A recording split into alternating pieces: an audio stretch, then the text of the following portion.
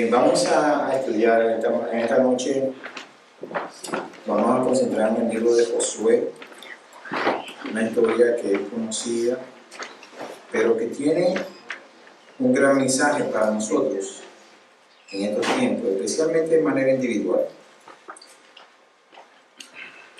Vamos a leer en el capítulo 7 de Josué, donde se registra la historia de Acán. Allí la historia de este capítulo comienza con algo que muchas veces indica, vamos a decir en el 99% de las veces que se menciona esta palabra, indica que las cosas no van bien. Porque ese capítulo comienza con un pero. Comienza con un pero porque ya a partir de ahí las cosas no marchaban bien. Algo pasó, porque en el capítulo anterior, si nosotros leemos en el capítulo anterior, dice que termina diciendo que Jehová estaba con Josué y que su nombre se había divulgado por toda la tierra conocida. Pero entonces al comenzar el capítulo 7 comienza entonces con un pero.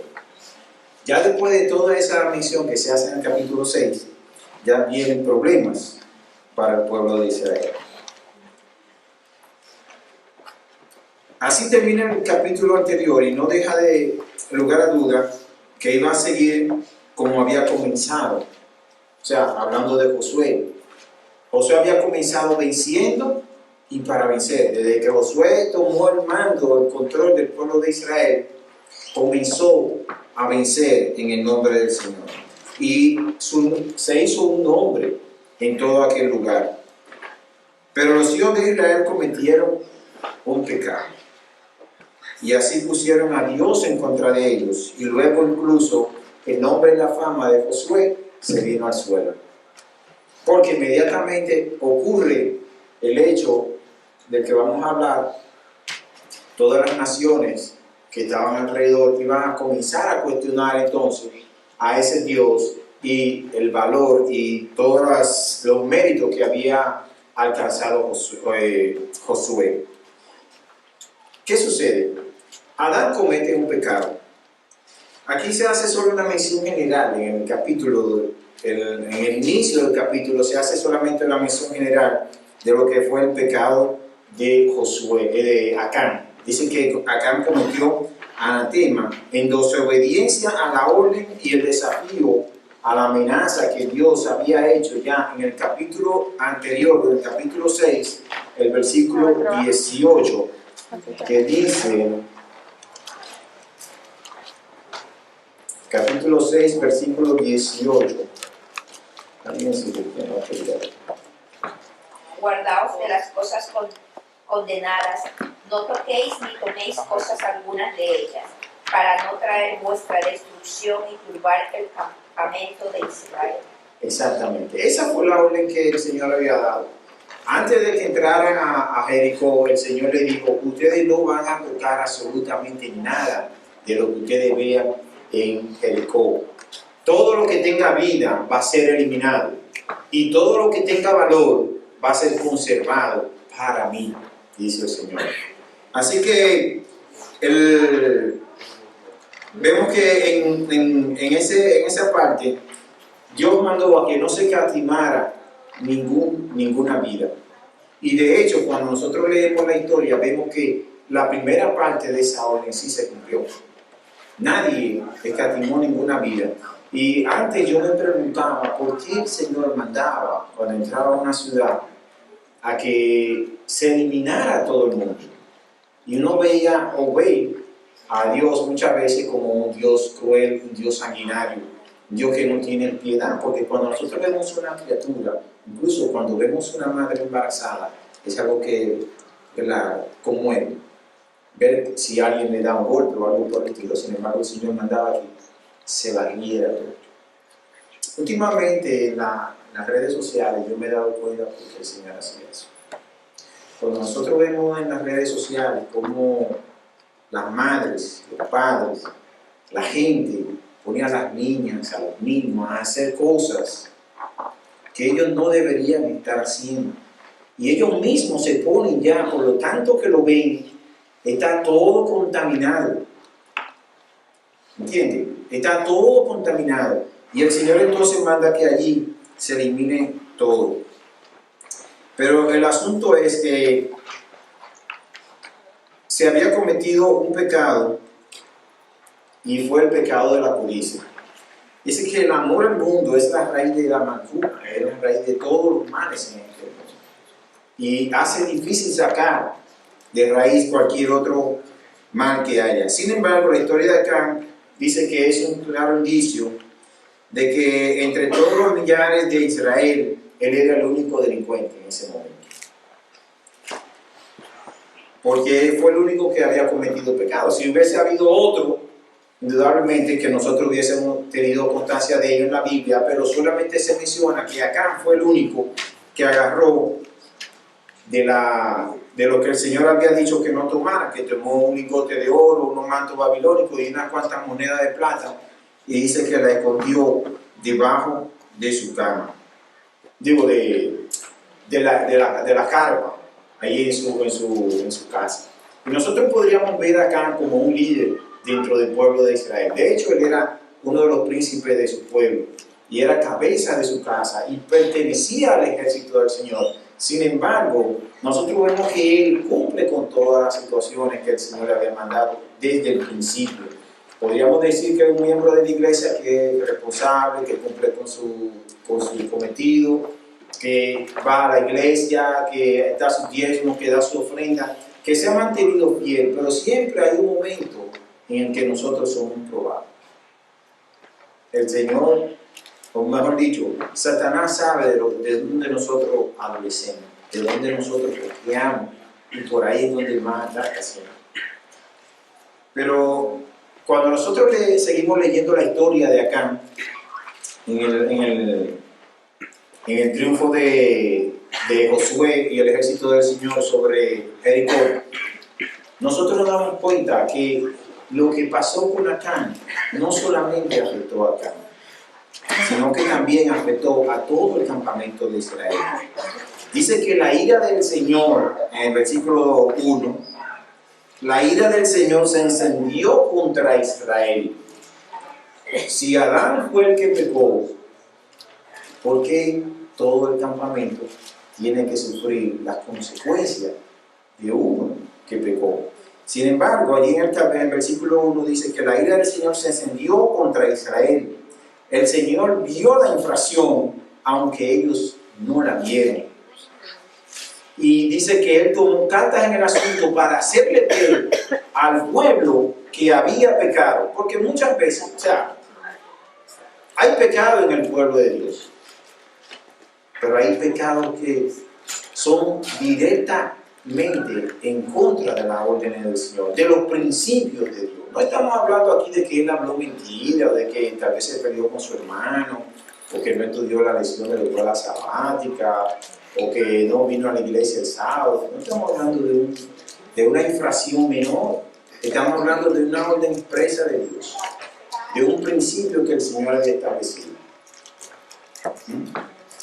Y cuando eso sucede en la iglesia, entonces no solamente la persona es afectada, sino que también toda la comunidad es afectada. Dice, más de una comunidad está bajo la culpa y la ira y no es consciente de ello hasta que el fuego se desata. Cuando hay pecado en el pueblo de Dios, es probable que ninguno de nosotros nos estemos enterando, porque nadie se había enterado de que Acán se quedó con esa parte del botín. Pero cuando vinieron las consecuencias, Josué y todo el pueblo se dio cuenta de que había pecado. Dice que el Señor tomó cartas en el asunto para hacerle entender a ellos que había pecado en el pueblo, porque no podemos hacer cosas ocultas pensando que el Señor no va a tenerlo pendiente. Si nosotros buscamos en Mateo 10:26, Marcos 4:22 y Lucas 8:17, nos vamos a dar cuenta que allí el Señor dice claramente que todas las cosas que nosotros hagamos de manera oculta, van a ser traídas a la luz. No hay nada, absolutamente nada que nosotros hagamos. Nosotros podemos estar haciendo cosas que mi hermano no sepa, que mi compañero no sepa. ¿Perdón? Claro que sí. Mateo 10, 26, Marcos 4, 22, Lucas 8, 17. Allí habla de que todas las cosas que nosotros hacemos de manera encubierta, de manera oculta, sin que nadie nos esté viendo, van a ser traídas a la luz. Y si nosotros no nos cuestionamos sobre eso, entonces Dios lo va a hacer, pero cuando Dios lo haga, ya entonces no va a haber tiempo.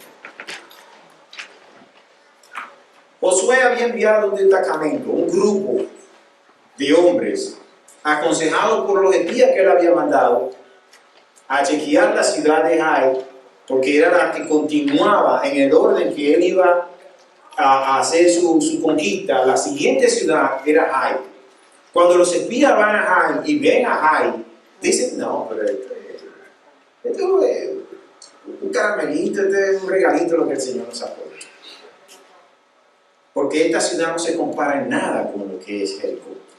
Así que mira, Josué, no es necesario que vayan todos. Solamente manda una pequeña parte para que conquistemos. Entonces, Josué manda 3,000 hombres para que vayan a destruir la ciudad de Jai. Pero cuando llegan a la ciudad de Jai, se encuentran con el hecho de que tienen que salir corriendo de ese ejército. Lo que nos recuerda a nosotros que nosotros no debemos de subestimar a ningún enemigo. Por más pequeño que sea nuestro enemigo, nosotros no podemos subestimarlo. Y aquí podríamos analizar la orden de Josué desde muchos puntos de vista. Desde el punto de vista de que no consultaron a Jehová antes de salir, si podían ir o no podían ir. Habían tomado por garantía el triunfo que ya habían tenido con Jericó y dijeron, nosotros podemos conquistar la ciudad. Y no consultaron a Jehová, no llevaron el arca. Y un sinnúmero de cosas. Es probable que muchos de ellos dijeron, no, bueno, estamos desencantados porque no nos dieron del botín de Jericó. Por lo tanto, es mejor que no vayan todos porque es probable que ellos estaban esperando recompensa. Miren, cuando antes se tomaba la ciudad, y todavía de hecho así es, de una manera más sofisticada, claro está, pero todavía es así. Cuando una nación conquista a otra, se queda con todo el botín. Y eso lo vemos principalmente con este país. Cada vez que se mete a un país, lo que hace es sacar los recursos que a ellos les interesan y después entonces lo otro. Siempre es así. Entonces la ciudad antigua también era normal, vamos a decir, por regla, que cuando conquistaban una nación, todo lo que usted pudiera agarrar a la mano, usted se lo llevaba y ese era su botín. Pero como en Jericó ellos no pudieron llevarse nada, entonces es probable que ellos no hubiesen querido ir a la ciudad de Jai. Dice que el grupo que envió en su primer ataque a la ciudad de Jai fueron repelidos con alguna pérdida, según el versículo 4 y el 5 de Josué capítulo 7. Dice, y subieron allá del pueblo como 3,000 hombres, los cuales huyeron delante de los de Jai, y los de Jai hirieron de ellos como 36 hombres, y siguieronlos desde la puerta hasta Sebarín, y los rompieron en la bajada, por lo que se disolvió el corazón del pueblo y vino a ser como agua. Miren lo que causa todo lo que Acán ha hecho. El pueblo subió a pelear contra Jai, pero dice que ellos salieron como derrotados, salieron corriendo. Y no solo eso, que tuvieron derrota, sino que también tuvieron pérdida, tuvieron bajas. Aunque un número insignificante, comparado con el grupo de los 3,000, no estamos hablando más que quizá de 1 y algo por ciento de pérdida, lo cual es normal en una batalla. Usted no puede pretender que va a salir ileso. Pero cuando usted ve que el Señor en el capítulo anterior le dice a Josué: entra, yo voy a ir contigo, yo voy a estar contigo y te voy a entregar en tu mano todas las naciones, entonces se nota la diferencia. Y el pueblo entonces se desanima y dice en el versículo que se desanimaron de corazón, dice aquí, se disolvió su corazón y fueron como agua. O sea, el pueblo completamente se desanimó, incluyendo a Josué, porque entonces después vemos a Josué en una actitud de derrota, rompiendo su ropa, tirado en el suelo y reclamándole al Señor por qué entonces pasó eso. Pero es posible que lo que sucedió tenga su propósito. Dice que es probable que el Señor haya permitido eso para humillar a Israel y enseñarle siempre a regocijarse con temblor. Dice que para endurecer a los cananeos y para hacerlos más confiados, a pesar de los horrores con que habían sido golpeados, que su ruina cuando viniere podría ser la más terrible. Y es probable que haya sido también como una evidencia del desagrado de Dios contra Israel y un llamado a ello para purgar la vieja levadura. Y esto fue pensado principalmente en su derrota. El Señor quería que el pueblo de Israel entendiera que sin Él no podían hacer nada, absolutamente nada. Cuando nosotros perdemos a Dios de nuestro lado, perdemos nuestros amigos, perdemos todo. Porque aunque nosotros creamos que nosotros podemos hacer las cosas con nuestro propio esfuerzo, el Señor nos va a hacer entender de que no es posible. Ahora, el retiro de este grupo en desorden puso a todo el campamento a temblar. Cuando el pueblo se enteró de que los 3,000 hombres que subieron a Jai para pelear contra Jai salieron huyendo en la forma en que huyeron y además que tuvieron 36 muertos, dice que el pueblo se puso a temblar. El corazón del pueblo desfalleció y vino a ser como agua. No tanto por la pérdida como por la decepción. Josué le había asegurado que el Dios viviente haría sin falta expulsar a los cananeos de delante de ellos, según el capítulo 3, versículo 10. Allí el Señor le había prometido eso a Josué. ¿Cómo puede este evento reconciliarse con esa promesa? Si en una el Señor me dice, entra, que yo lo traigo en tus manos, y en otra entonces salimos huyendo porque tenemos temor y estamos siendo derrotados. Como pueblo, nosotros tenemos que entender que Dios está al control de todas las situaciones que suceden con su pueblo. Amén. No podemos creer que nosotros podemos hacer las cosas sin que el Señor se dé cuenta. Pasó en una ocasión con Elías, después de una gran victoria, una gran decisión. También pasó ahora con el pueblo de Israel, después de una gran victoria, una gran decisión. Muchas veces nosotros nos enfrascamos en campañas, en obras, en trabajos dentro de la iglesia. Muchas veces nos vemos que nuestra iglesia no avanza, que nuestra vida espiritual no avanza, y es producto de que hay pecado en la iglesia. Hay pecados ocultos que no están dejando avanzar en la iglesia. Y ese es un mensaje para nuestro tiempo. Así como acá hay quienes están ocultando o estamos ocultando nuestro pecado debajo de nuestra carne. Pero como habíamos leído en los capítulos de Mateo, de que el Señor traerá todo a juicio y todo será revelado, todo va a ser descubierto.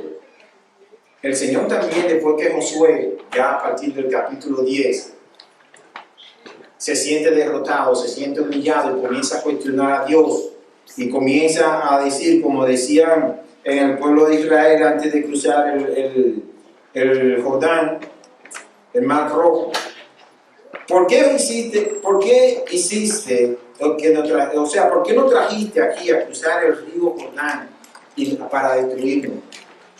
Es mejor que entonces nos hubiésemos quedado al este de Jordán, donde se quedaron las dos tribus, allá. Era mejor que nos quedáramos allá y no que viniéramos aquí a ser derrotados. Entonces el Señor dice, ¿qué tú haces ahí? Párate de ahí, yo tengo el control del asunto. Lo tuyo es dirigir al pueblo, yo tengo el control del asunto. Párate de ahí. El problema no es contigo, el problema es que en el pueblo hay pecado. Y yo te voy a revelar quién tiene el pecado, porque ellos no conocían, no sabían, no estaban enterados de quién había cometido el pecado. Así que dice que Josué, ya más tranquilo, después de haber conversado con Dios y de saber que Dios estaba al control de la situación, se levanta temprano de mañana y convoca al pueblo. Convoca al pueblo y es echada suerte sobre todas las tribus. Y dice que de todas las tribus se seleccionó la tribu de Judá. Y así mismo por las familias de Judá. Después vino por los príncipes de cada familia y después por la cabeza de cada uno de ellos, cayendo la suerte en Acán. Pero hay un problema en el asunto con Acán. Creo yo, no lo dice la Biblia ni lo leí de ninguna parte, que si al principio cuando el pueblo cayó derrotado delante de Jai, Acán hubiese confesado su pecado, es probable que él haya sido pecador. Pero ¿qué sucede con Acán? Todavía Josué convoca a todo el pueblo, todavía se está echando suerte sobre todas las tribus, todavía se echa suerte sobre todos los descendientes de Judá, todavía se echa suerte sobre sus descendientes y sobre la cabeza de la casa, y Acán está callado, no dice nada. Y permite que el proceso siga avanzando, sin que él declare, hasta que él no se ve confrontado y dice, tú eres el culpable. Entonces dice, ay, sí, yo fui el que cogí los lingotes y eso. No tenemos que esperar hasta ese momento. Porque cuando ya llegamos a ese momento, a donde se nos señala y se nos descubre nuestro pecado, entonces es probable que ya sea tarde. Es probable que ya sea tarde. Porque para Acán ya no hubo oportunidad. El Señor había dado chance, porque el Señor mandó al pueblo a que se preparara. Josué llamó y dice que todos los príncipes y todos los que estaban, los principales dirigentes, se identificaron con la causa de Josué y también estuvieron de servicio, estuvieron orando, estuvieron en ayuno, estuvieron haciendo, vamos a decir, penitencia por el problema que había pasado con Israel en ese momento. Y ni aún así, Acán entonces confesó su pecado, sino hasta el momento en que fue confrontado. ¿Y cuáles las consecuencias entonces de todo esto? Acán es presentado delante de todo el pueblo y todo el pueblo apedrea a Acán. Y muere no solamente él, sino que también muere su familia, su ganado. Ellos borraron el nombre de Acán de la genealogía de Judá, porque había cometido un pecado. Un pecado que él pensó que nadie iba a notar, pero Dios todo lo ve. Dios todo lo sabe y Él está al control de todas las situaciones que pasan en su pueblo. Cada vez que su pueblo se embarca en un proceso, siempre va a haber del otro lado la mano del diablo trabajando. En que haya una piedra de tropiezo en el camino. Y no solamente en la iglesia, también se ve en la vida de uno, de manera individual. Cada vez que uno quiere consagrarse, siempre vemos que entonces es cuando más la situación se pone difícil. Y es que aprendí que mientras más cerca tú te encuentras de Dios, mientras más cerca tú quieres estar de la presencia de Dios, es cuando más oposición tú encuentras de parte de Dios. Y es cuando tú entonces comienzas a cuestionarte, a decirte, pero ¿por qué? Si yo lo que quiero es estar en más santidad, ¿por qué si yo lo que quiero es hacer la voluntad de Dios? ¿Por qué si yo lo que quiero es ser buen cristiano? ¿Por qué entonces todas esas situaciones pasan? Y es simplemente por eso. El diablo siempre pone tropiezo en el camino de nosotros. Nosotros tenemos que cuidarnos, tenemos que siempre depender de Él y saber que cuando el Señor da una orden, nosotros tenemos que obedecerla. Nuestras iglesias, hay iglesias, yo recuerdo la iglesia de la Paciencia, cuando yo comencé como 15 años, o sea, tenía yo más o menos. Y recuerdo que estábamos en una campaña, estábamos en un proceso de una campaña, porque eso yo lo he vivido. Estábamos en un proceso de una campaña, pero la campaña no resultó. La campaña fue un total fracaso, no solamente porque no se bautizaron almas, sino porque fue un fracaso. Entonces sí, se tuvo que llamar a una semana de oración para orar, y solamente para orar y saber qué fue lo que pasó, por qué no tuvo resultado la campaña, hasta que todo se detuvo. Todo se detuvo. Y la iglesia a partir de ese momento ya no volvió a ser la misma. Cada día venían en picada, en picada. Tenían un colegio, se perdió el colegio. Era un cabeza de distrito, se perdió la cabeza de distrito. Teníamos muchos dirigentes, muchos jóvenes, todos se fueron.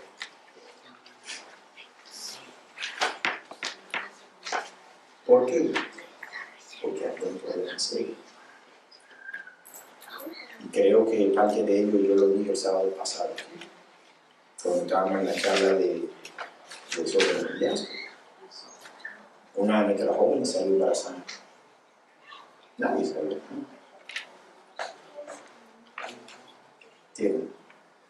Y eso no pasa en la calle, pasa en nuestra iglesia.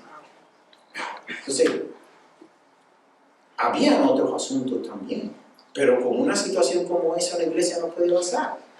Si hay pecado en la iglesia, de manera colectiva, no puede avanzar. Y aunque el enemigo sea pequeño, y nosotros cuando vayamos y mandemos a los espías de nuestra iglesia a explorar el terreno y a ver cuál es la obra misionera que vamos a hacer, así, no, pero esta es una papita. Cuando venimos de ella para acá, entonces venimos con amor para abajo. Entonces, cuando queramos buscar el fracaso, entonces tenemos que venir y comenzar a hacer el proceso que hizo Josué, a echar suerte, a ver quién de nosotros es que no está haciendo la voluntad de Dios o que está yendo en contra de la voluntad de Dios. Es de la única manera que nosotros podemos entonces salir a camino. Una vez Acán fue erradicado del pueblo, dice que no hubo una ciudad donde Josué entró que no la conquistó. Una sola ciudad no hubo donde Josué entró hasta el día en que murió, que él no conquistó. ¿Por qué? Porque el pecado fue eliminado, fue sacado. Y ellos no tuvieron que ver quién era quien tenía el problema. Simplemente el pecado fue sacado. Si el tumor no se saca, y no se saca a tiempo, todo el cuerpo va a sufrir, porque el pueblo completo, dice el versículo 1, que el Señor se encendió contra el pueblo de Israel cuando solamente fue Acán el que había cometido el pecado. Mi deseo de esta noche es que nosotros podamos meditar en estas palabras. Que leamos este capítulo, que yo sé que hay más lecciones allí de las que nosotros podemos sacar muchas ventajas, sobre todo de manera individual.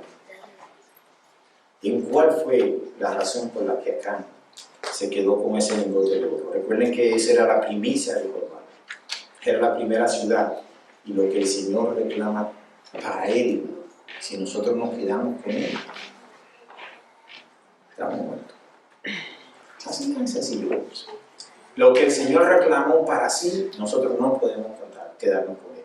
Y eso no solamente se refiere al dinero, porque muchas veces pensamos nada más, no lo digo en la ofrenda. Lo que el Señor reclamó para Él, nadie puede tocarlo. Absolutamente nadie. Porque eso es paso.